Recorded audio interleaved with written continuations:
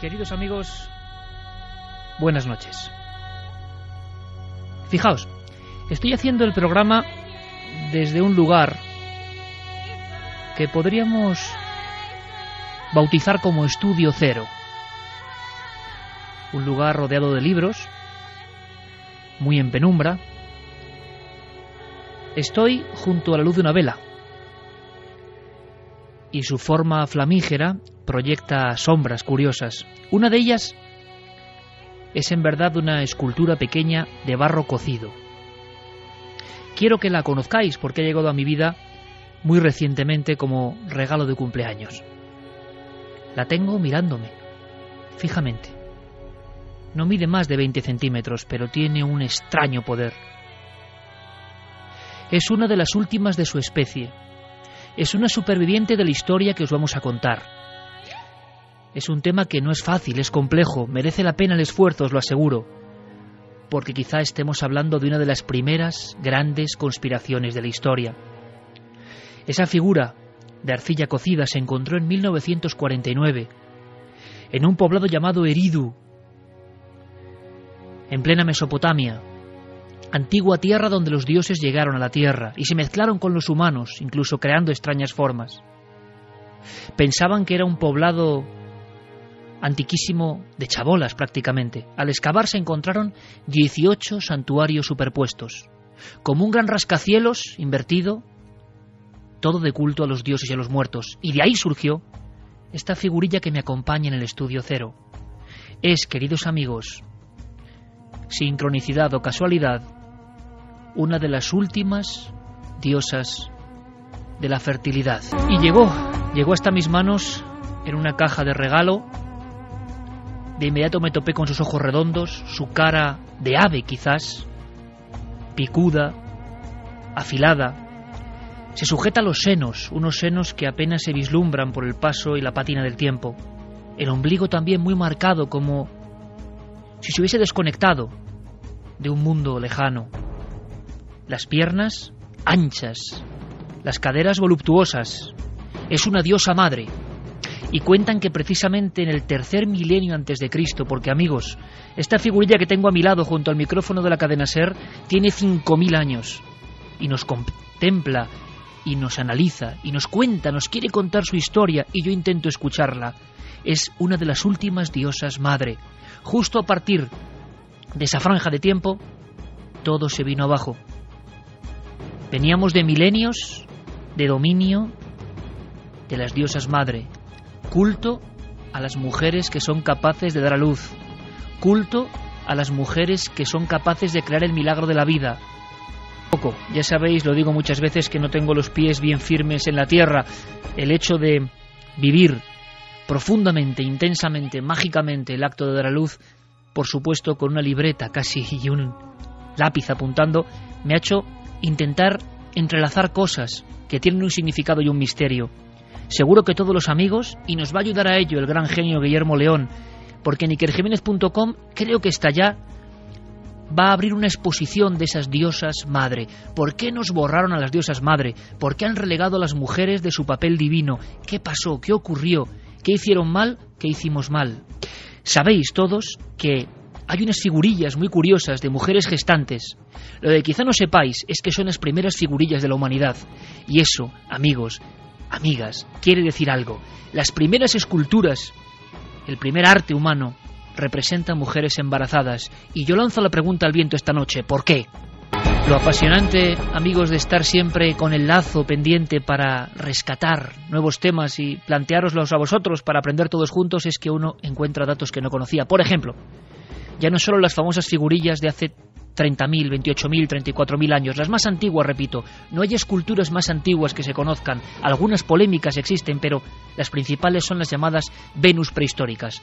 ¿Significa eso que en la tierra conocida todos los hombres y mujeres adoraban a la diosa? Vamos a intentar descifrarlo. Y algo más. Dos nombres extraños, Tantán y Berelhat, son lugares donde se han encontrado piezas aún más antiguas. Tantán, cerca del norte de Tarfaya, en Marruecos. Una pieza que, quizá podáis opinar, ¿es una casualidad? ¿Es una forma de la naturaleza o es una diosa madre? Si lo es, tiene entre 300.000 y 400.000 años. Quiere decir, amigos, y esto es importante, que antes incluso de ser humanos ya adorábamos a las diosas madre.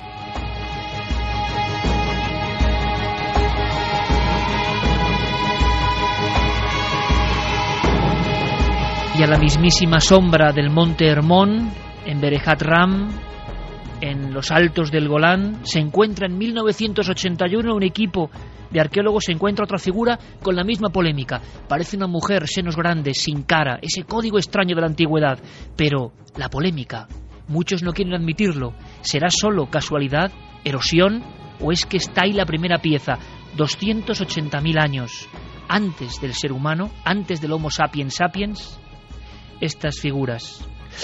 Tenemos amigos de excepción, como siempre, tenemos una encuesta, tenemos muchos más temas, pero quiero que escuchéis a un hombre, Pepe Rodríguez, bien conocido de todos los amantes del misterio, el auténtico especialista en sectas español, porque hizo un libro en 1999 bien raro. Lo llamó ¿Por qué Dios nació mujer? O Dios nació mujer en su última edición. Dios nació mujer. ¿Por qué? ¿Por qué se atrevió de alguna forma a poner este titular tan importante? ¿Qué opinaba? Le escuchamos. Pues porque la primera concepción que tuvimos los humanos de un ser que gestiona toda la realidad fue femenina. Es un concepto relativamente reciente que nació cuando adquirimos el pensamiento lógico-verbal hace unos 30.000 años más o menos, y las primeras estatuillas con representaciones femeninas, de diosas femeninas, de madres de la naturaleza femeninas, es de esa edad, de hace entre 30.000, 25.000 años, y el concepto de una divinidad masculina es infinitamente más reciente. Hubo sin duda, un gran cambio, una gran decadencia, cambió el mundo, rotó el eje de lo femenino a lo masculino, porque hemos salido perdiendo, el mundo sería diferente. Es cierto que el Código Da Vinci fue éxito mundial porque atrajo de nuevo como un imán a la sensación de ese arquetipo perdido, el símbolo de la mujer diosa. Es cierto que hubo una mujer llamada Lilith como primera mujer de Adán, que no quiso ser sometida y que hoy sigue siendo venerada. ¿Qué ocurrió? ¿Y en España? ¿Existe el culto a alguna diosa desconocida que ha sido tapado por el tiempo? ¿Y qué pasa ahora? Conexión con la actualidad. ¿Está renaciendo el culto a la diosa madre? Yo creo que es un tema de vital importancia. Escuchad a Carmen Posadas, autora famosísima, reputadísima. Hizo un libro, quizá no su libro más conocido, llamado A la sombra precisamente de Lilith. Y para ella, después de un arduo estudio, no hay duda. El Dios como hombre existió mucho después. El hombre, por naturaleza, supo que Dios era mujer.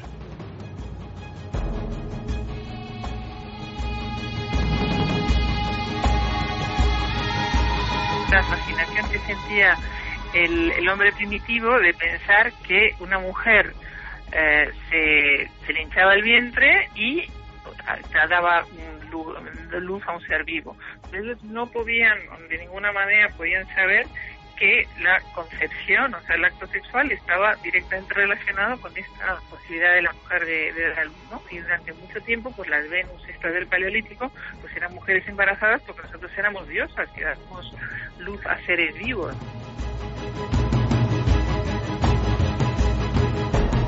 Solo por eso se instauró ese culto milenario. Vamos a lanzar muchas preguntas. Esta noche, en Milenio 3, el enigma de las diosas madre.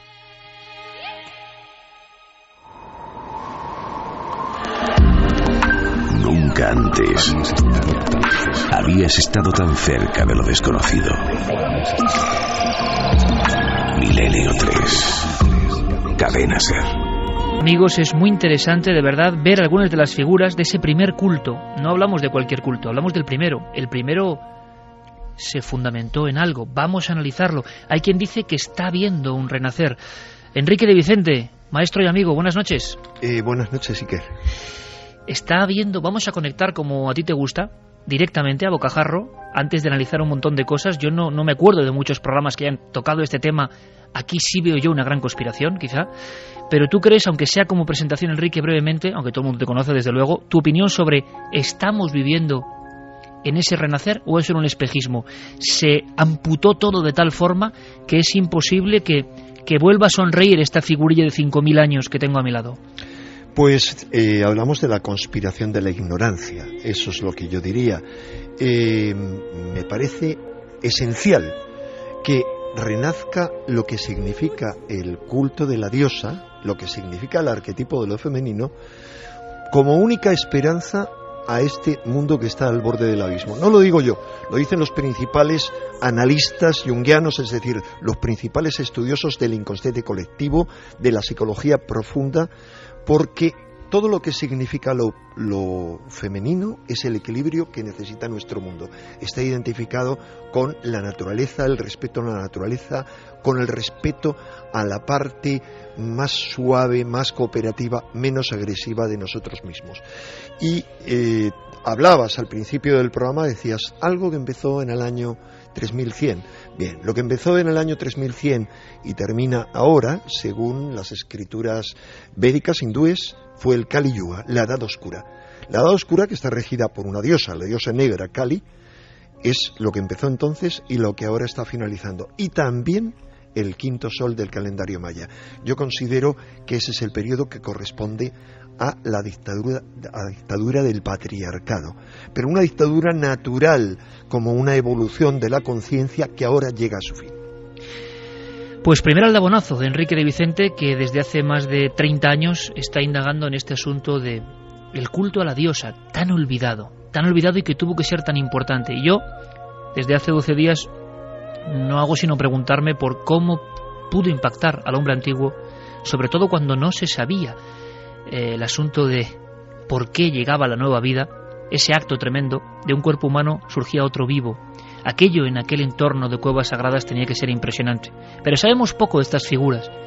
Sabemos muy poco, incluso menos que de las pinturas rupestres. Son una anomalía. Por ejemplo, ¿sabíais que en toda la península ibérica, que es un lugar sagrado para el gran arte rupestre, no hay este tipo de diosas de la fertilidad, este tipo de Venus antiguas? ¿Por qué? ¿Qué pasó? Javier Sierra, querido compañero, buenas noches. Muy buenas noches, Iker. Me encanta que hayamos empezado el viaje precisamente con esas figuras que efectivamente son un exponente absoluto del misterio. Es verdad, no hay en la península ibérica, las primeras figurillas se encuentran en los Pirineos y se extienden en un territorio de unos 3.000 kilómetros de largo hasta Vorónezh, que es la última latitud ya dentro de Rusia donde, en fin, se ven estas figuras, se encuentran estas figuras. Todas ellas además son muy peculiares. Tú decías antes de pasada, pero creo que es importante subrayarlo, que no tienen rostro, no hay un rostro visible, están o bien pulido o bien no se les ve. El significado, por tanto, de las estatuas para los investigadores todavía hoy es desconocido y se han recuperado unas 500 de la época paleolítica y unas 30.000 de la época neolítica. Siempre son rígidas, estáticas, contrastan muchísimo con los animales que se representan en ese mismo periodo de tiempo, que están en movimiento, y luego hay una cosa también muy llamativa, y es que en el periodo en el que aparecen estas figuras, las masculinas apenas representan un 2% de las que han llegado hasta nosotros, un 2% frente a un 98% de representaciones femeninas. Ahí, desde luego, hay una clave importante. Una clave que queremos conocer y aportar con elementos nuevos para todos vosotros y que nos contéis vuestra opinión, por supuesto. Parece que hay un cambio importantísimo, lógico, natural, como decía Enrique de Vicente de alguna forma, por evolución o por pura y dura conspiración. El hecho de que la mujer hoy en día no acceda a un primer plano de lo sagrado, de lo divino, de lo religioso, ¿a qué se debe? ¿A qué demonios se debe?, dirán algunos. ¿Por qué? Alguien que da vida ha quedado como a un lado. ¿Es posible? Seguramente en el tiempo antiguo ocurrieron cosas de las que no tenemos ni la menor idea. Por ejemplo, hemos vuelto a preguntar a Pepe Rodríguez, convencido de que Dios nació mujer, en torno a ese apartamiento, a esa curiosa maniobra. Ese Dios masculino pequeñito que se había inventado un par de milenios antes, fue creciendo en luchas míticas que están documentadas en distintos documentos, cuneiformes, por ejemplo, que se han encontrado y hablan de las batallas entre los dioses, y hay una batalla del dios masculino contra la diosa, la destrona, la desplaza, y a partir de entonces, y hablamos ya de entre el tercer milenio para acá, ya es el dios masculino el que domina, y es el hombre el que se apropia de todo y la mujer queda totalmente relegada. De inmediato, en esta cronología vamos a llegar hasta ese tiempo, hasta esa franja fértil, hasta esa Mesopotamia donde pasan muchas cosas y donde surgen los monstruos, por ejemplo. Y muchos de esos monstruos tienen que ver con la mujer. Es curiosísimo, no lo digo yo desde luego, lo dice la arqueología y las muestras. De pronto las figuras femeninas, decidme amigos si esto no es misterioso, pasan de no tener cara a, por ejemplo, tener cara de serpiente. Pero esto es anterior, desde luego, a las escrituras sagradas de la Biblia. ¿Por qué esa relación anterior? En Göbekli Tepe, en quizá el primer templo del mundo, hace unos 12.000 años, observamos serpientes que en las paredes labradas se dirigen hacia el suelo. Los arqueólogos no tenían duda. Serpiente, mujer, lugar de la mujer. Yo me pregunto, ¿por qué? ¿Por qué? Enrique, sabemos muy poco. Es más, en el mundo del misterio, en el que tú eres un maestro y en el que llevas muchas décadas, sabiendo lo que se cuece, lo que vende a nivel, te quiero decir, de Egipto, cátaros, templarios, Santo Grial, que también vamos a hablar un poco de eso, hay temas de enorme potencia. ¿Cómo es posible que el culto a la diosa madre y estas estatuillas, a este culto de la prehistoria, haya pasado sin pena ni gloria? Tampoco se sabe, tampoco se puede argumentar. Porque lo femenino ha sido aplastado y sigue estando aplastado. Por mucho que haya un movimiento feminista, ha habido 3 oleadas de feminismo, parece que la reivindicación feminista es casi convertirse en un igual del hombre, en lugar de reivindicar la naturaleza de lo femenino, dentro de la mujer y dentro del hombre, y también en la civilización.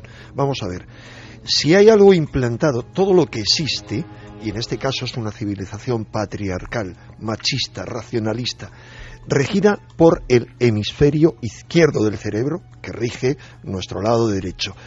Esto se resiste a morir con uñas y dientes. Está implantadísimo.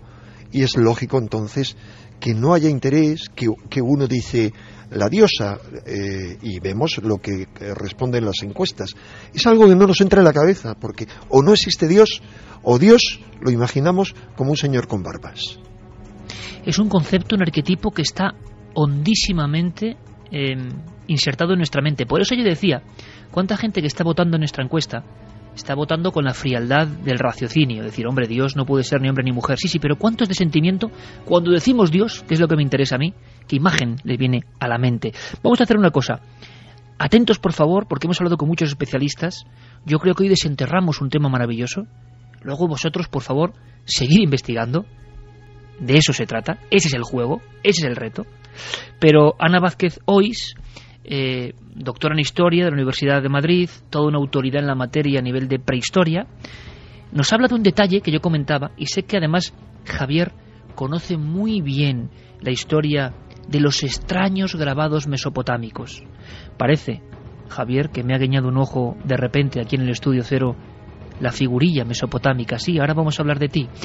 Porque hay un momento, va pasando la evolución, pasamos de ese paleolítico que algunos han visto como un vergel, no debía ser así, tenía que haber mucho terror para ganarse la vida en aquel ambiente, pero con arte, con cuevas, y de pronto llegará el neolítico. Es decir, el ser humano empieza a sembrar.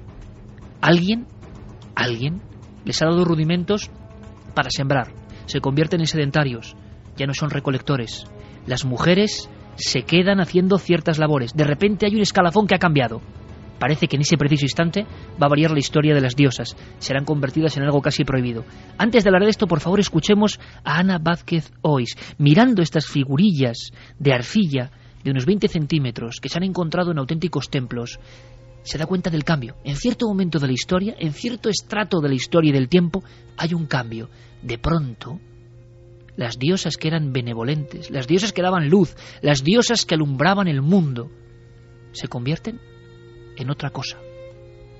En un momento determinado, cuando la sociedad es patriarcal, por ejemplo, en el área de lo que son las culturas cananeas, son totalmente femeninas, y en cambio lo que conocemos ya, por ejemplo, a través del Antiguo Testamento, es la primacía del dios masculino que está sobre la diosa femenina. Y entonces a esa divinidad femenina es muy curioso porque se la convierte en monstruosa.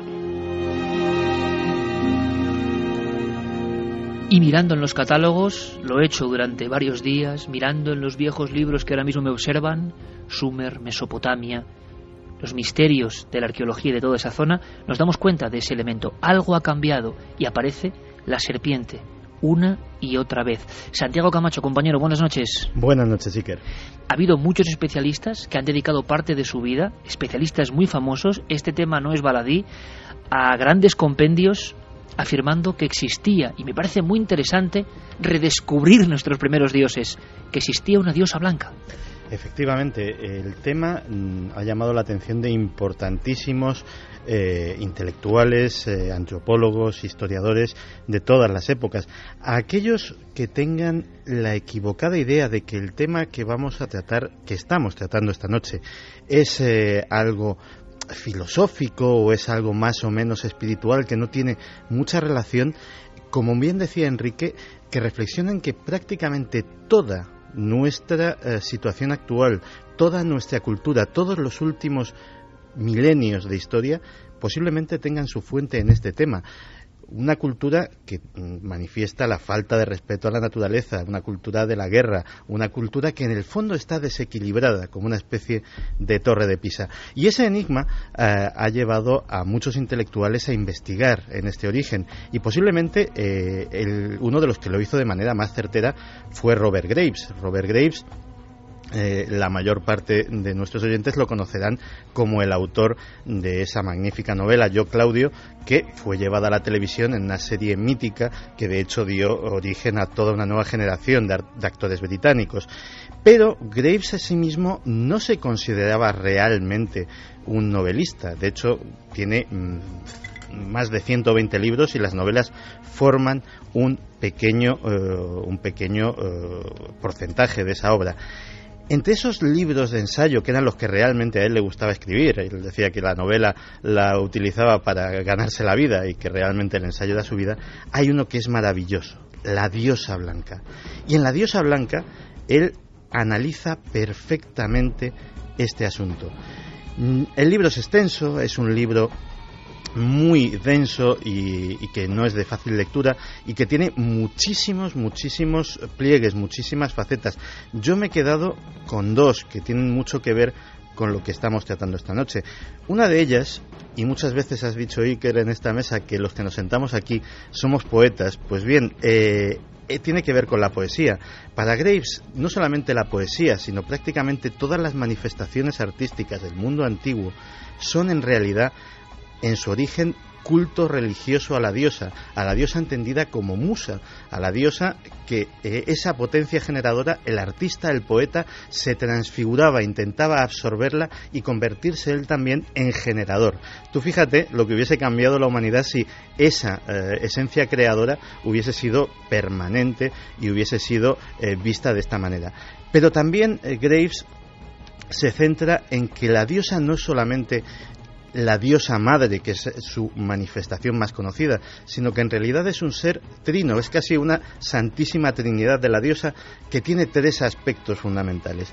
El primer aspecto es el de la Virgen no entendida como la Virgen María cristiana, sino como la Diana cazadora, como la jovencita que genera deseo pero es inalcanzable, pero también como una deidad que en la naturaleza, en el entorno natural, da la muerte, como la cazadora implacable, que sin embargo lo hace de una forma integrada completamente en la naturaleza.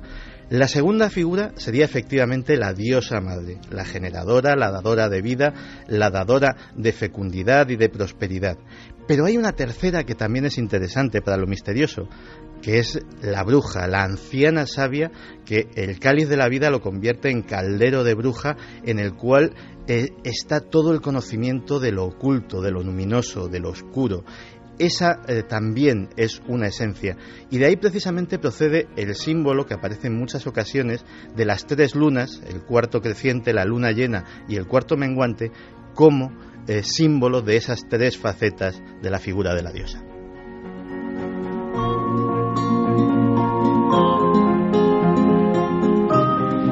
Yo desde luego no sé si Dios era mujer, qué es lo que era exactamente, pero estamos haciendo nuestro sentido homenaje a esta historia olvidada, importante para muchos hombres a lo largo y mujeres a lo largo de muchísimas generaciones. Antes de hablar un poco de Mesopotamia, que muchos amigos nos piden que entremos a fondo en Mesopotamia, en los grabados, en los híbridos. Eric von Daniken, por ejemplo, uno de sus libros más extraños, lo dedicaba a esa especie de entidades que surgen hablando con los seres humanos, donde las mujeres también son muy importantes. Pero antes de que Javier y Enrique nos cuenten algo más y que planeemos por el mundo, que vislumbremos incluso los megalitos o lo que hicieron los cátaros, es decir, los rastros en la historia de este culto que por fortuna sagrado nunca ha llegado a morir del todo. Por eso estamos hablando de él y lo estamos revivificando. Carlos Largo, compañero, una sola cosa, ¿cómo la encuesta? Me interesa mucho la encuesta de hoy, es muy importante, es muy punzante, y si surgen ya, al menos a bote pronto, opiniones en los oyentes, ¿qué es lo primero que surge de ellos al tratar este tema? Pues de momento los datos siguen muy parecidos. En la encuesta de ikerjimenez.com, ¿cómo veis a Dios? Sin sexo gana con un 45,7, 31,9% para la respuesta como hombre, un 15,8% de los oyentes piensa que fue hombre y mujer a la vez, y un 6,6% únicamente mujer.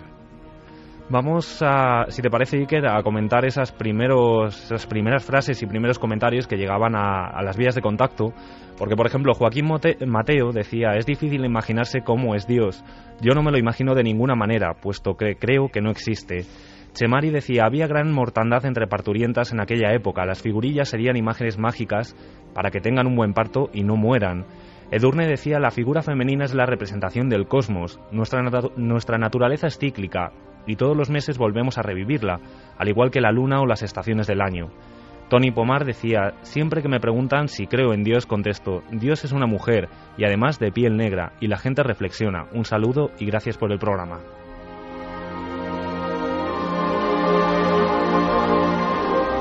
Algo debió ocurrir en ese tercer milenio que ahora miramos con nuestra lupa, porque la sumisión y el cambio se produjo así en la tierra como en el cielo. Por cierto, Enrique, se ha hablado de la luna, y yo sé que entre tus muchísimos apuntes siempre certeros y dignos de un libro, hablas de una conexión, que yo no conozco desde luego, entre la diosa madre y ese lucero extraño que tenemos, que es la luna, y que parece que nos influye tanto.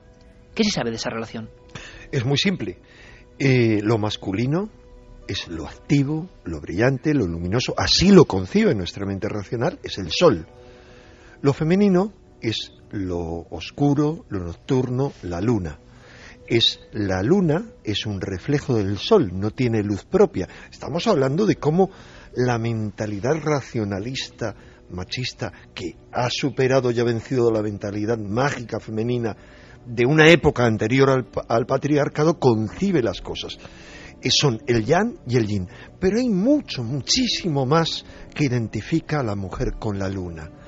La mujer, como la luna, no se rige por el calendario solar, sino por el calendario lunar. Para la mujer, como para la luna, a lo largo de un año solar de 365 días, no hay 12, sino 13 meses lunares.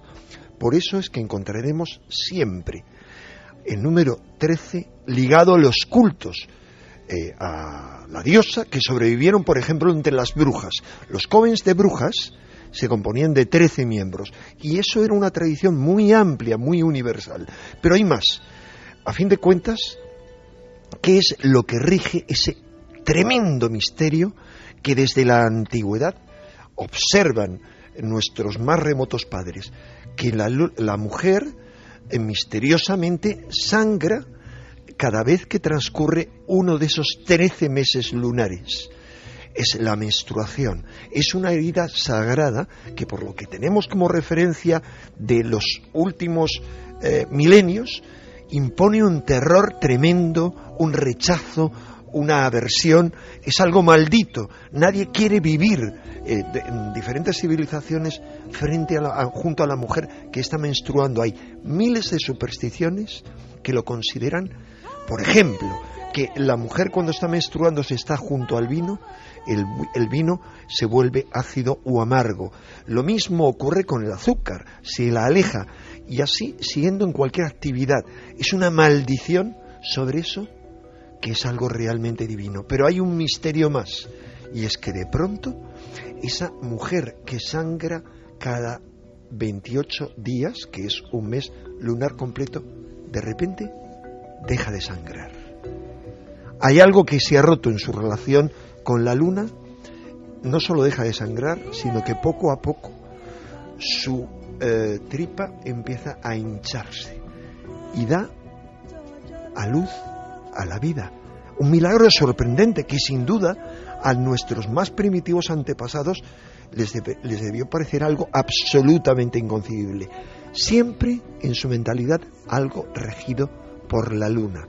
Desde esa menstruación, desde esa herida sagrada que fue tan maltratada y que, sin embargo, en un pasado más remoto fue reivindicada, que fue reivindicada por todos los rebeldes como fueron las brujas en su origen, y que hoy vuelve a ser reivindicada, es algo siempre relacionado con la luna, con lo oscuro, con lo femenino. Desde mi punto de vista y desde el punto de vista de los mejores analistas del psiquismo humano, es hora ya de reivindicar la unión entre el sol y la luna, y solo eso va a dar equilibrio a nuestro mundo.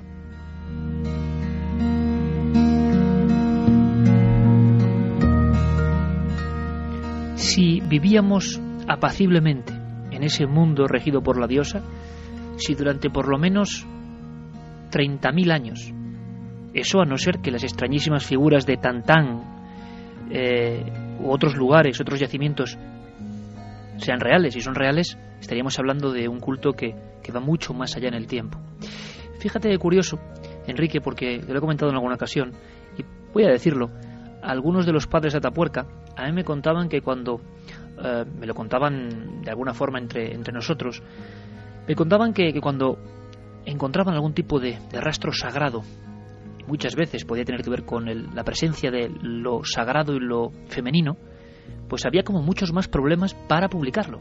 Para publicarlo, y estoy hablando de eminencias científicas, de premios Príncipe de Asturias de la Ciencia, que hemos tenido en Cuarto Milenio, por ejemplo, en Milenio 3, y nos lo contaban como diciendo, qué extraño, ¿no? Sigue habiendo una especie de corteza que no admite bien algunas cosas, aunque estén tan probadas y sean hallazgos arqueológicos. ¿Qué pasó en esa franja de tiempo? Bien, parece que todo nos lleva, estamos ahora mismo planeando nuestra nave sobre esa zona entre el Tigris y el Éufrates, esa zona que hemos visitado, esa zona que tiene un poder tremendo, que tira de espaldas casi cuando uno camina por esos desiertos, cuando uno ve esos ríos sagrados de vida. ¿Qué pasó allí exactamente? Bueno, se han dicho muchas cosas, algunas exageradas, otras no tanto. Antes de esta figura que tengo yo aquí, hubo una serie de revoluciones extrañas. Veréis, hay un poblado rarísimo que se llama Çatalhöyük. Este lugar, más que un pueblo, parece un lugar de culto, un templo con zonas subterráneas. Dicen que los iniciados se metían en ese laberinto, no veían nada, todo estaba en perpetua oscuridad, quizá lunar. A veces aparecían grandes cráneos llamados bucrania, grandes cráneos de toro y de uro, con sus cornamentas, fundidos con una especie de piedra en las paredes, creando una impresión tremenda de fantasmagoría. Al final de ese pasillo tremendo, que los iniciados recorrían con algún sentido que ya desconocemos, aparecía una figura tremenda, brutal, una de las más impresionantes diosas madre, la diosa madre de Çatalhöyük, una de las más antiguas y una de las que preside el último momento antes de que todo eso se derrumbe, se destruya y aparezca otra nueva versión. Pero es más, esa nueva versión irá complicándose en el tiempo, irán surgiendo cosas y, como ha dicho Enrique de Vicente, solo los apartados del sistema, solo los que siguen sus propios cultos, parece que mantienen viva la llama de ese culto a la diosa madre. Escuchamos, antes de que Javier Sierra nos cuente más cosas, a Gil Fuensanta que es uno de los arqueólogos que ahora mismo está trabajando en esa zona. Está trabajando en la zona curiosa donde tantas cosas para la cultura y la religión de todos los tiempos ocurrieron. La zona donde nace la escritura, ojo, la zona donde en parte nace la cultura. ¿Qué pasó exactamente allí? ¿Qué encontramos en ese laberinto sombrío de Çatalhöyük? ¿Por qué ahí está una de las últimas y más poderosas diosas madre, una de las últimas de su estirpe?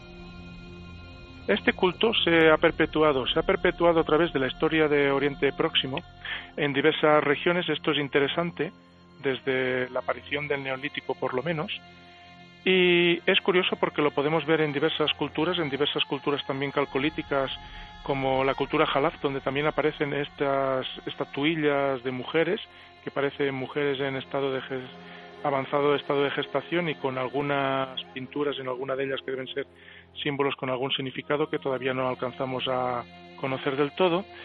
Y es curioso porque también es un periodo de poblados, pero algo pasa en el cuarto milenio antes de Cristo, que además de aparecer las ciudades y que muchos ligamos históricamente a un periodo en el que han aparecido dos grandes diluvios en la región, inundaciones descomunales del Tigris y el Éufrates. Por otra parte, también parece que los clanes patriarcales o la religión patriarcal se transforma en la dominante, pero a pesar de transformarse en la dominante, no desaparecerá nunca el culto a la idea de la diosa madre.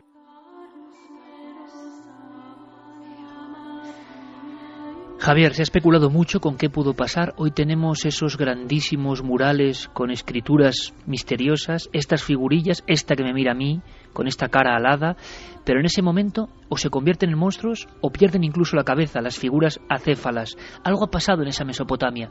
Alguien ha atacado a la primera diosa. Sí, alguien ha atacado a la primera diosa y habría que empezar a analizar por qué. Y yo creo que para encontrar respuestas a las razones de ese declive tenemos que viajar de nuevo a esa región en la que nos encontramos, al creciente fértil, un lugar donde también de alguna manera se gestan las historias que después aparecerán en la Biblia. No olvidemos que Abraham es de Ur, es decir, del actual Urfa, muy cerca, por cierto, como muy bien sabes, de todos estos lugares que estamos describiendo. Como Göbekli Tepe, y en esa zona comienzan a surgir una serie de historias muy, muy llamativas. Si nos vamos al primer libro de la Biblia, al libro del Génesis, ahí ya se cuenta por qué la mujer cae en desgracia. Es la historia de Eva. Eva lo que hace es acceder al árbol de la ciencia y del bien y del mal y tomar de él el fruto que la convertirá en un ser diferente, y ese fruto se lo dará a Adán y le hará caer en ese pecado. De alguna manera es el fruto que les dará consciencia. Pero fíjate, hay otro detalle muy curioso, otra cosa que sirve para incriminar a las mujeres, para señalarlas como las pecadoras, como las que han hecho caer en desgracia al ser humano. Y es algo que se cita también muy de pasada en el libro del Génesis, en el capítulo 6 del libro del Génesis, pero que veremos reflejado en muchos otros mitos del mundo antiguo, y es que la mujer en un momento determinado, la humana, se mezcla con los dioses. Hay una hibridación y de ahí surge una estirpe maldita, y esa estirpe maldita quizá es la que explicaría todas esas representaciones que antes tú mencionabas, Iker, de seres híbridos, mitad animales, mitad humanos, o con aspectos extrañísimos, que no solamente aparecen en Sumer. Y quiero recalcar y subrayar esto. Es que esos seres híbridos, mitad humanos, mitad animales, aparecen ya en las cuevas prehistóricas más antiguas. ¿Recuerdas, Iker, el hechicero con astas de reno en la cueva de Arias de Les Trois Frères, de los tres frailes, o el hombre bisonte? Todo eso parece remitirnos a ese pecado, a esa hibridación, a ese mestizaje, a esa confusión con el ADN.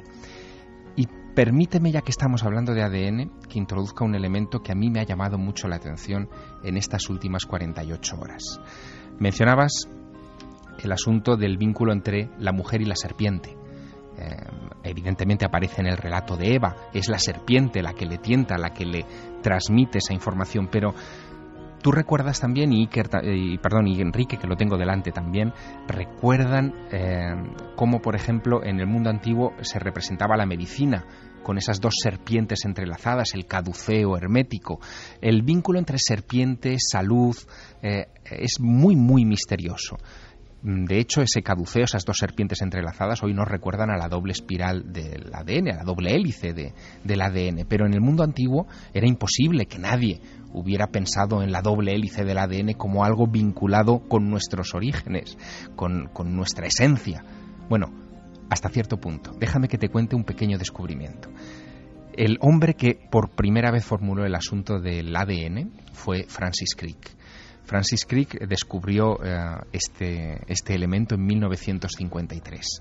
Francis Crick muere en julio de 2004 en Londres, y a los pocos días de morir, la prensa británica publica una historia que yo me he encontrado en estas 48 horas que me parece alucinante.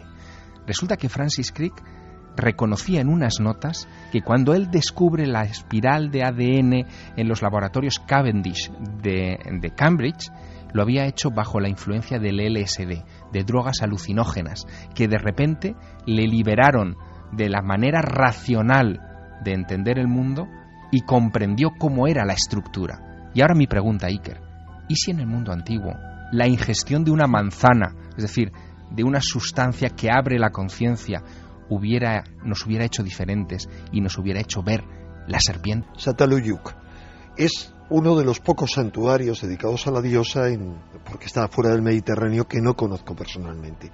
Yo me he dedicado junto a mi mujer, que sabes que es una estudiosa del tema de la diosa, Arantxa Goñi, a recorrer esos santuarios. Y bien, hay algo clave en todos ellos, y en otros que tú conoces muy bien, en esas cuevas que en determinado punto de ellas hay pinturas que están tanto en el norte de España, en Cantabria, como en Francia.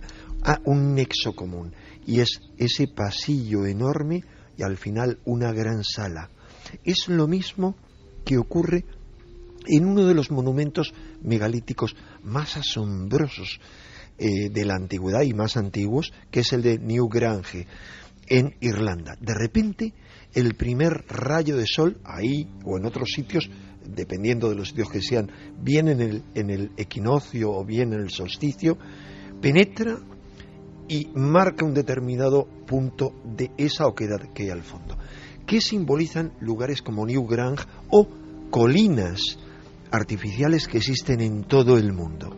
Bien, según muchos estudiosos, son un símbolo de la diosa. Por ejemplo, la colina de Avebury en Inglaterra, y como esa, miles y miles de colinas que han sido construidas en América del Norte, en América del Sur, insisto, por miles. ¿Qué es lo que están representando? El símbolo de la mujer, de lo femenino, que es el cáliz, el santo grial, pero en ese caso invertido. Es decir, esa es la forma del santo grial. Al igual que otros monumentos, que son los dólmenes, los menires, en este caso, son el falo masculino.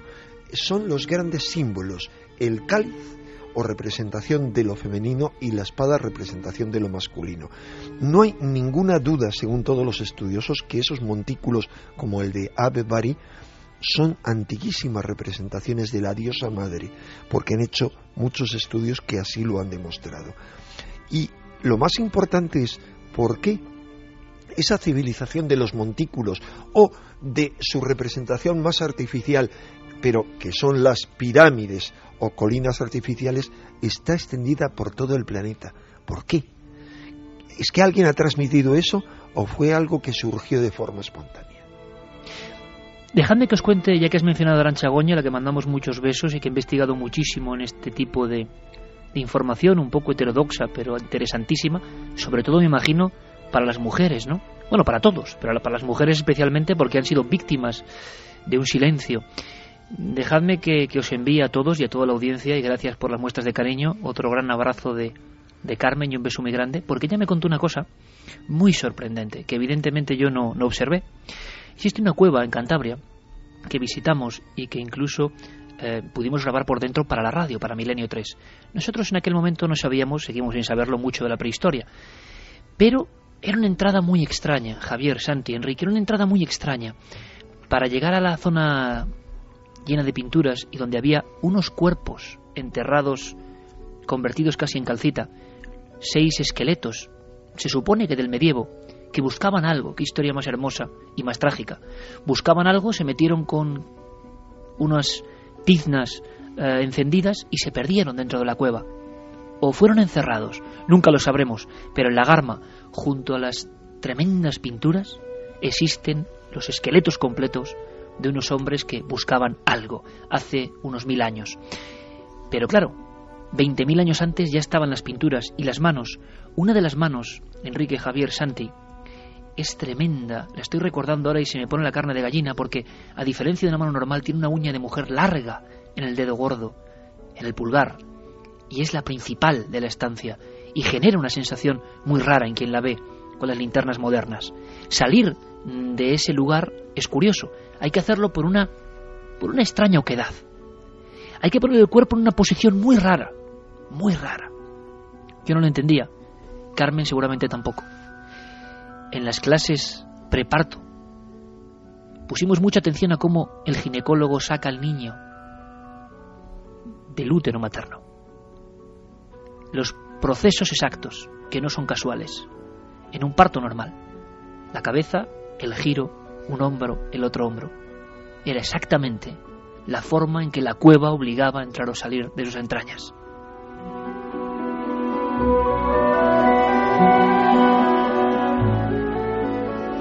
Y por supuesto que vamos a hablar de ese enorme éxito, ese arquetipo, ese inconsciente colectivo que se removió con el Código da Vinci, que traía en el fondo la historia de la mujer divina. Pero por favor, escuchad de nuevo a Carmen Posadas, que nos habla de Lilith. Quiero saber algo más, aunque sean retazos. ¿Quién es esta revolucionaria? Carmen Posadas. Adán tuvo 2 mujeres, que la primera fue Lilith, una mujer libre que no quiso someterse a subordinarse al hombre, y que entonces Dios la castigó, la echó del paraíso y fue como se convirtió en una paria, ¿no? Y después Dios le dio una segunda compañera a Adán, que fue Eva, la mujer que la sacó de su costilla, por tanto la mujer sometida. Santi, Javier, Enrique, ¿estáis de acuerdo con esta versión curiosa y yo creo que no muy conocida para el gran público? A Lilith no se la conoce prácticamente porque en la Biblia solamente la cita Isaías muy de pasada y realmente no da ninguna información sobre ella. Tenemos que recurrir al Talmud y a otras tradiciones antiguas para encontrarla. Y claro, cuando nos la tropezamos, la historia que nos cuentan es muy sorprendente. Algunos dicen que es anterior al propio Adán, otros que fue una esposa previa de Adán, antes de que Adán se encontrase con Eva, y con la que concibió también una descendencia. En fin, hay muchas historias en torno a un personaje cuyo arquetipo Enrique también ha estudiado, claro. Bueno, y lo importante es que mucho antes en la Biblia Lilith aparece en todas las civilizaciones mesopotámicas. En la lista real de los reyes sumerios aparece ya como uno de los 4 grandes demonios, 2 de ellos masculinos y 2 femeninos, pero no demonios de la forma en que nosotros les concebimos, porque uno de ellos, uno de los compañeros de Lilith, se le considera el padre del gran héroe de Gilgamesh, que Javier conoce muy bien porque ha basado en él una de su última novela. ¿Qué ocurre? Lo que está representando Lilith, que se ha demonizado por parte del yavismo, es decir, por parte de la corriente que triunfó finalmente y dirigió el pueblo judío, es la parte salvaje, instintiva, sexual de la mujer, la parte cautivadora que nos embruja a los hombres, la parte que nos trastorna. Es la fémina que no tiene hijos, que reivindica su libertad, porque se la concibe así, maldita porque no puede tener hijos. Es esa otra parte oscura de la mujer que infunde profundo temor en el hombre y que las mujeres demasiado condicionadas por el patriarcado también temen permitir que se manifieste dentro de ellas mismas. Y sin embargo, dentro de las tradiciones talmúdicas a las que ha aludido Javier y cabalísticas judías, se dice que Lilith acabó convirtiéndose cuando cayó el templo, el segundo templo de Jerusalén en el año 70 después de Cristo, acabó convirtiéndose en la novia o la mujer del propio Yahvé.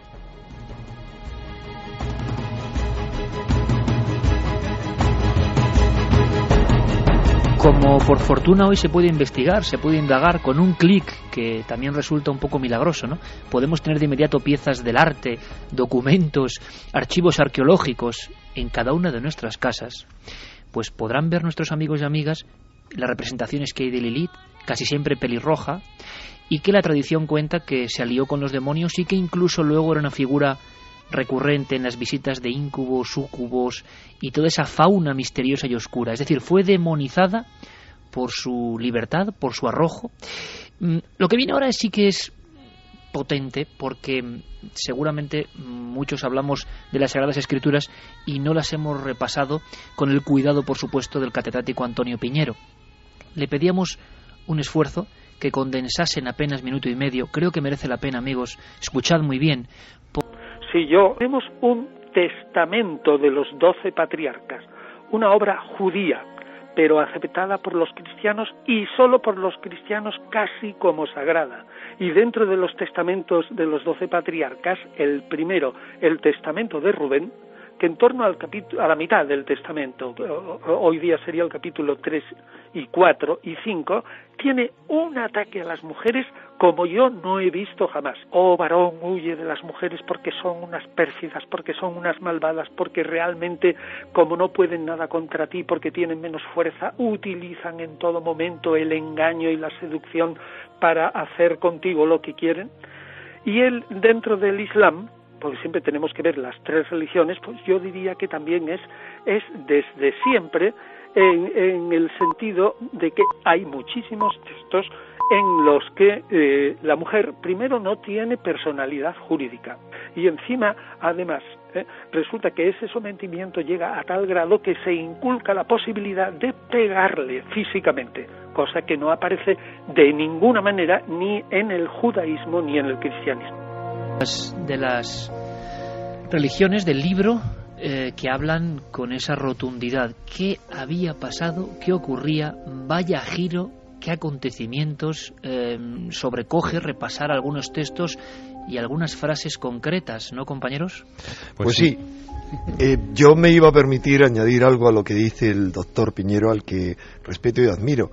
Y es que no ha hablado del gran libertador, del gran feminista, de ese hombre extraordinario que es Jesús el Cristo, que es el gran feminista en una época en la que la mujer, en esa época, en lo que llamamos hoy Israel, en Palestina, en Tierra Santa, la mujer era poco menos que un Kleenex. Vamos a ver, la mujer, una vez que estaba casada, no podía salir sola a la calle, no podía salir a la calle, sino a la sinagoga y acompañada por su marido. Y de repente, Jesús, ¿qué hace? Aparece rodeado por mujeres, sostenido, mantenido por mujeres, que eran las que pagaban al grupo, a la comunidad. Es un hombre que se le asocia su imagen de repente con una prostituta, que diría yo más bien que era una hetaira, una prostituta sagrada. Todo lo que tiene son palabras positivas para las mujeres. Todos sus actos están relacionados con mujeres. El tercer momento más importante de su vida, que es su crucifixión, abajo solo hay mujeres y Juan. Y en el momento más importante para cualquier creyente cristiano, que es el momento de su gloriosa resurrección, los testigos, según los diferentes evangelios, son o una mujer o tres mujeres, ni un solo hombre. Ese es el mensaje de liberación, de luz de Jesús, que por supuesto tardaron muy poco sus seguidores triunfantes tras acallar a todos los disidentes, tras condenarles a muerte, tardaron muy poco en tergiversarlo y en volver al machismo más atroz.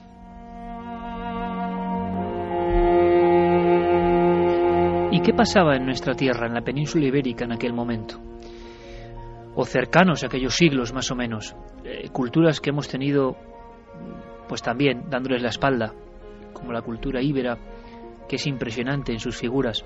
Nadie sabe quiénes son las damas de los cerros de los Santos o las célebres damas de Elche o de Baza. Lo que sí sabemos es que los artistas expresaban en ellas, mediante el hombre, lo que no es del hombre, lo que el hombre no alcanza. No eran mujeres. Es tan absurdo, tan de risa lo que comentaban algunos estilistas de hace unas décadas. Los mismos que decían que las Venus prehistóricas eran un canon de belleza. En fin, con esa lejanía de las cosas y del espíritu se cuentan algunas historias en arqueología. Hoy sabemos que eran divinidades. Divinidades en el siglo VII, VI, V antes de Cristo, en tierras del Levante español.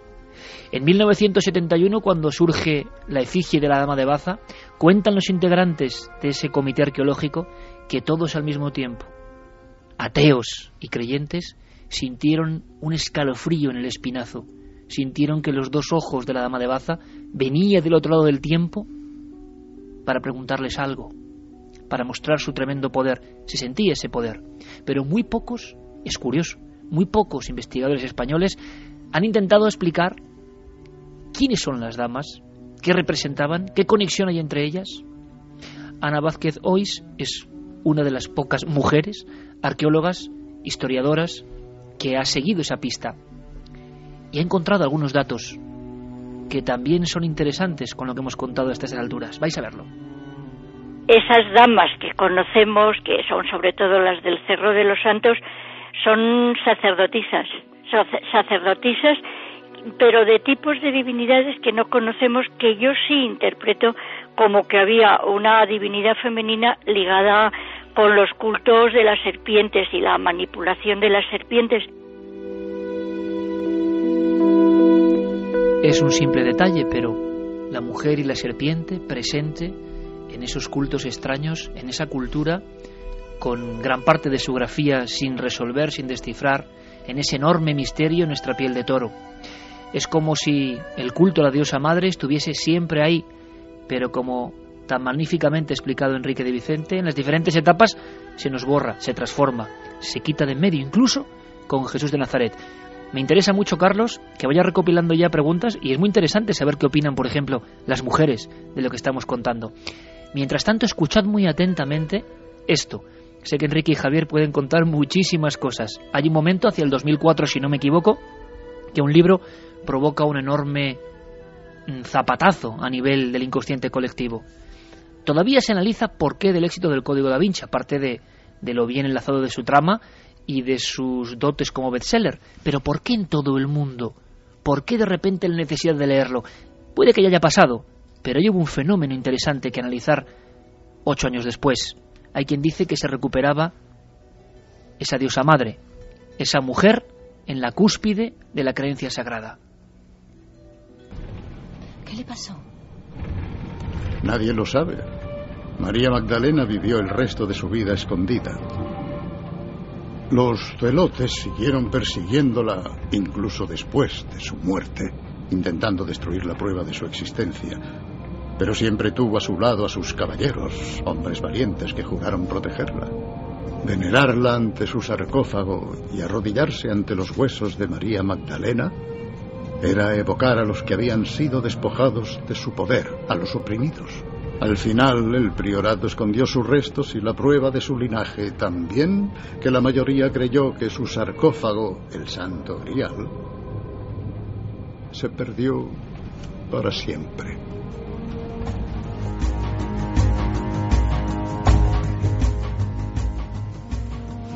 Enrique, por cierto, hay una especie como de corriente que dice, indica, si me lo puedes contar muy breve para penetrar en lo que ha significado y por qué el Código da Vinci ha hecho renacer todo esto, si es que es así, que son los cátaros. Los cátaros como, yo no sé si se ha mitificado en exceso o no, pero como, vamos a decir, custodios también de todo este culto a la diosa. ¿Es posible o se exagera?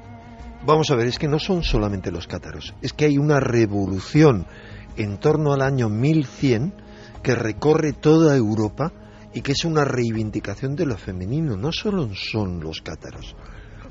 Ciertamente los cátaros, hay algo muy importante de entrada.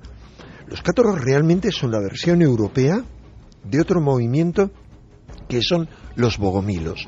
Los bogomilos, ¿dónde nacen? Nacen en la península balcánica. ¿Y qué significado tiene la península balcánica para la diosa? Todo. Esa es la vieja Europa donde la arqueóloga Marija Gimbutas sitúa la gran zona del culto a la diosa que fue luego derrocada por las invasiones de individuos que venían a caballo con la espada y con dioses padre, la invasión patriarcal. Y bien, curiosamente, de esa zona consagrada a la diosa desde milenios, muchos milenios atrás, nace ese movimiento que en Europa es conocido como el catarismo y que iguala al hombre y a la mujer, que critica duramente a los sacerdotes que hay en esa zona del Languedoc del sur de Francia, que predican toda una serie de cosas y predican la castidad y sin embargo viven todos ellos amancebados con sus barraganas, es decir, con sus amantes. Los cátaros son los hombres puros. Diría yo que son todo lo contrario a los sacerdotes, porque los que están en la escala, en el punto más alto de la jerarquía cátara, que van vestidos de forma muy humilde, aunque sean príncipes o princesas, aunque sean duques o duquesas, una vez que se convierten en perfectos cátaros, son lo más humilde que uno puede imaginar. Reivindican lo femenino, pero mucho más que ellos otros movimientos posteriores. No olvidemos que los templarios están dedicados a la advocación de Nuestra Señora y que quien los dedica a eso es San Bernardo, que es el primero que canta a Nuestra Señora, que todas las antiguas catedrales, y esto forma parte de un movimiento de toda una serie de familia, de toda una serie de amigos que gestan un movimiento tremendo que va a cambiar la historia. Todas las antiguas catedrales están dedicadas a Nuestra Señora, que es un término ambiguo, que muchos han dicho puede referirse tanto a la Virgen como a María Magdalena. ¿Tiene esto alguna base? Sí.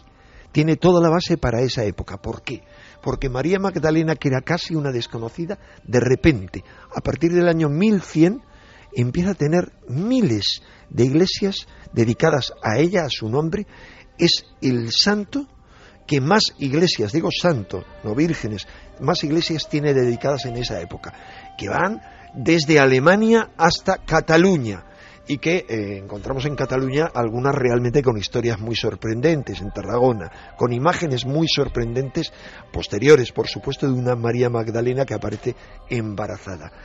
Hay esa conspiración a favor de lo femenino, se perpetúa con el Santo Grial, que no es sino el símbolo de la feminidad, y con el amor cortés, el amor a la dama, que los trovadores cantan. La dama es la señora, es la divinidad, es un amor puro. Ahí es donde nace, en toda esa época, es donde nace, y eso está demostrado, el concepto moderno que tenemos del amor. No existía antes. Esa es su cuna.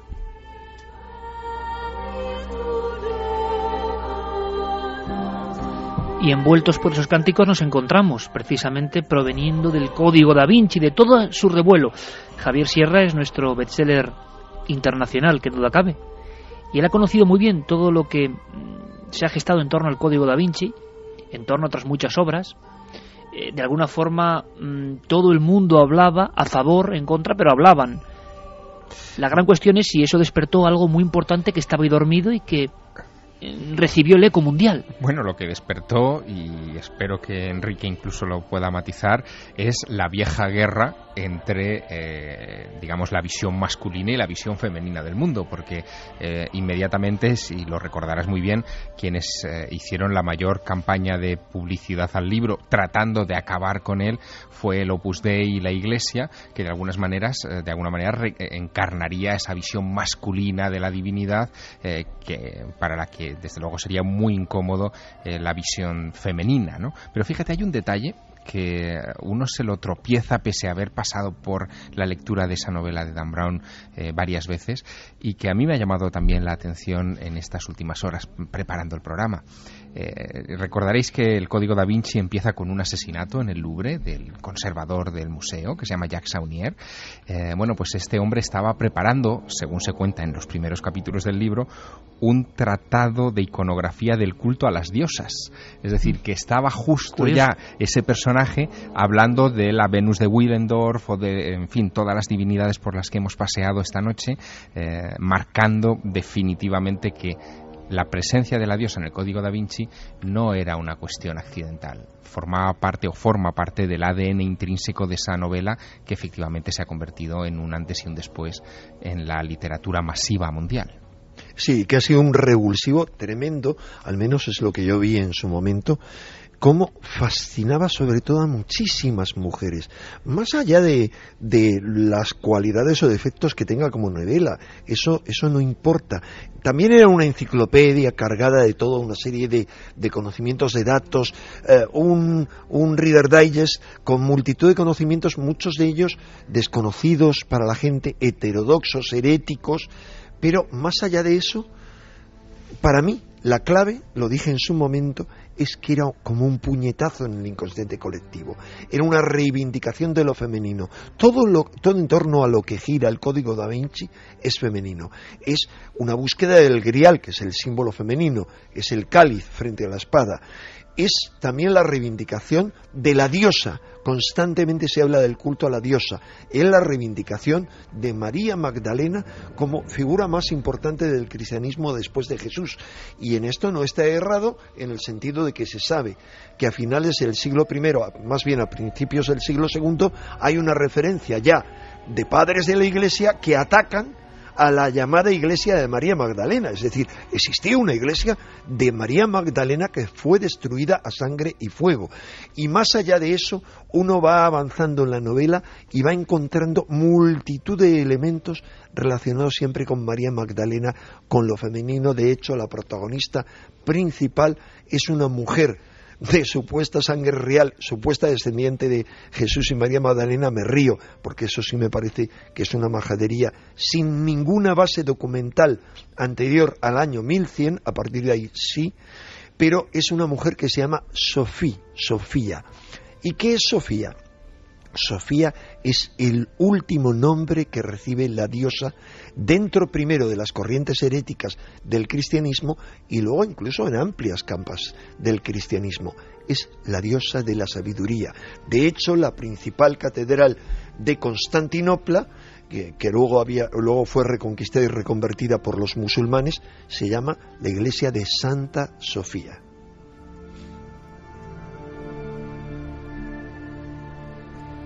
¿Qué estará pensando nuestro público? ¿Qué preguntas están ahí ya alineadas con críticas? Ha habido algunas cosas, por ejemplo, lo que decía Antonio Piñero, de verdad, sobrecogía el alma, yo creo, pienso. Pero, ¿qué pensáis vosotros? Esa siempre es la clave de este programa y ahora iremos a lo actual. ¿Qué pasa hoy? Quizá la marea del Código da Vinci ha reabierto heridas o ha sembrado de luz nuevos caminos para ese culto a la diosa. Carlos, por favor, una retahíla con las opiniones y la encuesta. Pues Iker, la encuesta de ikerjiménez.com, esa pregunta, ¿cómo veis a Dios? Vamos a ver los resultados tal y como van ahora. Un 44% opina que es sin sexo, el 33,6% opina como hombre, el 15,2% como hombre y mujer a la vez y el 7,2% como mujer. Tremendo, ¿eh? Tremendo el resultado. Ahora me dirán mis amigos qué opinan de ese resultado. Vamos con preguntas. Nuestras vías de contacto, milenio3@cadenaser.com, la página web cadenaser.com y las redes sociales, La Nave del Misterio en Facebook, Twitter y Google+. Por ejemplo, hablabas de comentarios de oyentes femeninas del programa. Anaís Pascual nos mandaba un mensaje que nos decía: ese culto ancestral a la deidad femenina estuvo muy arraigada en culturas como las andinas, ahora tan en boga como los mayas, como con la Pachamama o los panateneas griegas o nuestra bicha de Balazote. ¿Qué razón tiene el amigo Enrique de Vicente? Natalia Puyol nos decía: una película estupenda sobre la transición del culto a la diosa hacia el patriarcado es Mist of Avalon, Nieblas de Avalon. Felicidades por el programa. Nati Parra nos decía: no sé si será hombre o mujer, pero por lo que nos han inculcado de pequeños siempre hablan de él, por lo que nos han hecho creer que es hombre. Encarni de Lucena: en algunos pueblos andaluces, cuando se hacía la matanza del cerdo, la mujer que menstruaba no podía estar presente, porque se decía que echaba a perder la carne. Mía: el nacimiento de un bebé es la forma en la que la madre naturaleza nos concede otra oportunidad a la tierra. Susana nos decía: hola Iker y tripulantes, acabo de darme cuenta de un detalle bonito que quería compartir con vosotros. ¿Os habéis dado cuenta de que las palabras vida, existencia y creación son femeninas? Pues desde luego nuestra audiencia siempre hila muy fino. Ahora vamos con más mensajes, Carlos, pero fijaos, tengo el recorte, bueno, Sé que a Enrique no le sorprenderá. Tengo el libro de Diosas de la Antigua Europa aquí en la mesa del Estudio Cero, precisamente tocándolo, de María Gimbutas, donde todas esas formas arcaicas de las culturas Vince, las culturas del Báltico, impresionan. Son lo más parecido, sinceramente, a la imagen que tenemos de los extraterrestres. Pero, sinceramente, ojos almendrados, nariz prominente, cráneo bombado, pero luego senos y esas características femeninas. Noticia de hace unas semanas, la primera imagen arqueológica de un parto. Es tremendo, un parto en Poggiocolla, Valle de Mugello, en Italia, parto etrusco, 2600 años de antigüedad. Y decían los arqueólogos, nos quedamos atónitos al ver esta escena íntima. Debe ser la representación más antigua de un parto en el arte occidental. Ahora el misterio es quién es ella y quién es ese niño o niña que asoma la cabeza, que mira al mundo. Hace 2600 años, el parto más antiguo se ha descubierto, precisamente, en estos días. Escuchemos en un tren de voces a Pepe Rodríguez, a Ana Vázquez Ois y a Carmen Posadas, protagonistas en esta investigación sobre qué pasó con el culto a la diosa, por qué nos lo arrebataron, qué había de bueno en él que hemos perdido. Y les hemos preguntado por la actualidad, si todo esto que está pasando, si toda esta época que estamos viviendo, si esta crisis quizá tremenda, servirá para abrir los ojos hacia ese culto perdido, hacia lo que significa la visión, la intuición, la vibración especial de la mujer que desde luego los hombres, creo, sinceramente, no tenemos. Les escuchamos. En algunas partes del cristianismo, la mujer ya ha llegado al sacerdocio, cosa que en los inicios del cristianismo ya tenía, es decir, que no es un invento reciente. La mujer oficiaba la Eucaristía en las comunidades paulinas, por tanto no se han inventado nada, simplemente se la quitó de esa función.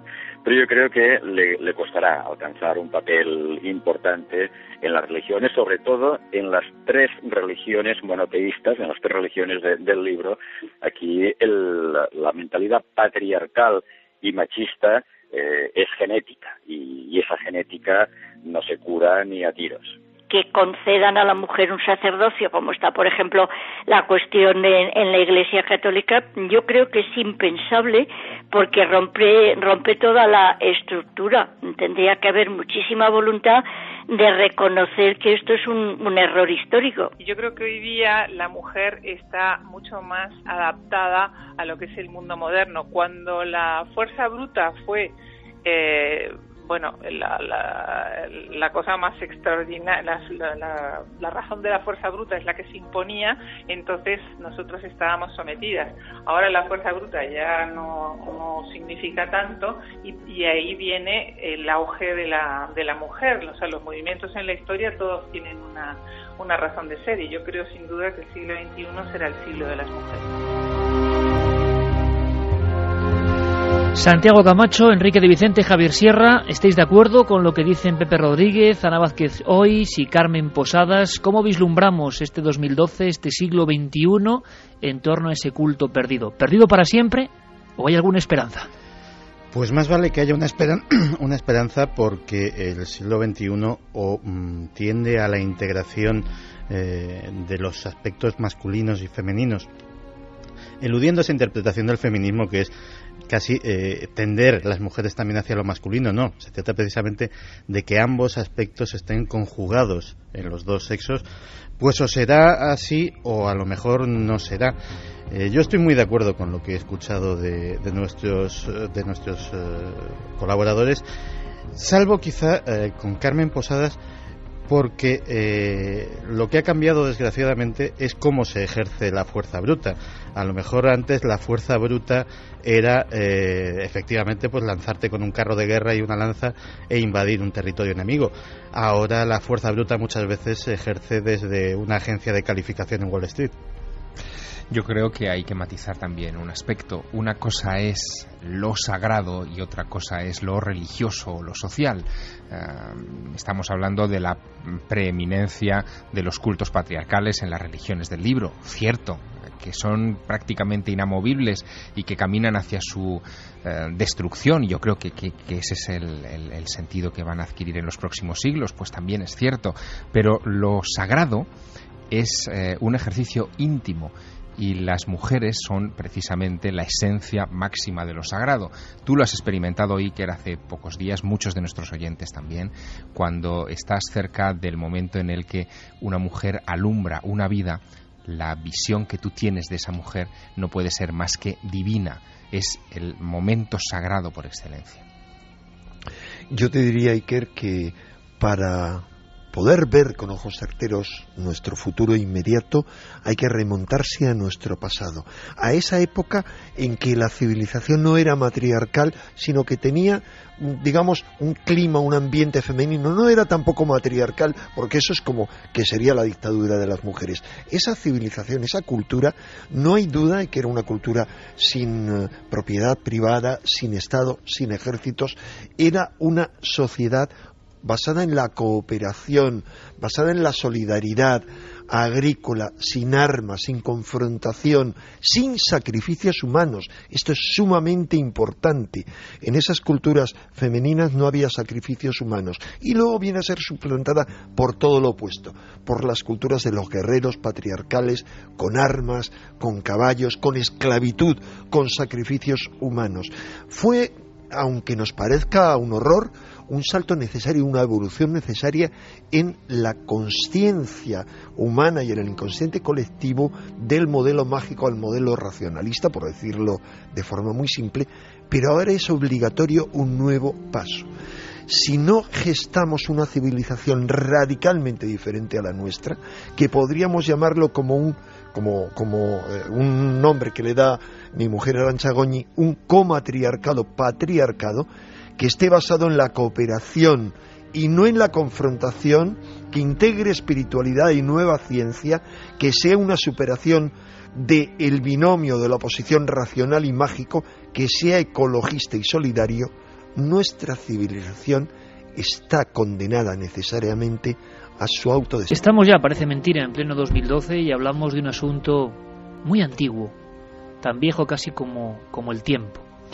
Recientemente, investigaciones de las que os hablaremos en Cueva de Nerja, en Málaga, hablan de una datación nueva para pinturas prehistóricas que algunos hablan de que son cierto tipo de animales y hay quien ha mantenido que son mujeres.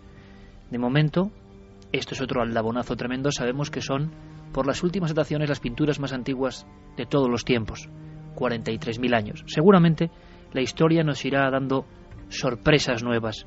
Los cultos, lo sagrado, lo espiritual, eso que algunos quieren arrancar de la visión fría y científica, está presente desde el latido de la humanidad, desde el inicio quizá de la vida. Yo quería terminar este dossier, luego vamos con muchísimas más cosas, volviendo a observar a la luz de la llama a la vieja, a la arcaica efigie de la diosa madre. Yo tengo la impresión, evidentemente por eso, por el claroscuro y el juego de sombras chinescas de la vela que está ahora presidiendo el estudio cero donde me encuentro, en esta especie de exilio amable, yo veo que de alguna forma hace sus gestos. Me impresiona estar junto a una figura que ha tenido que ver muchas cosas con sus ojos redondos y sin pupila. Tiene una sonrisa, esta de las que aún tenía cara. Después aparecieron ya los rostros monstruosos, una sonrisa y un vientre abultado donde se guarda el milagro prodigioso de la vida, ese milagro luminoso, ese milagro que alumbra el mundo. Decía André Malraux, el famoso intelectual francés, prologando una enciclopedia sobre Sumer, hablando sin tapujos de los misterios, decía, hablando de estas figurillas, puedo imaginar el sentimiento que dieron lugar estas formas en quienes las descubrieron. No eran estatuas, eran realmente apariciones de otro mundo.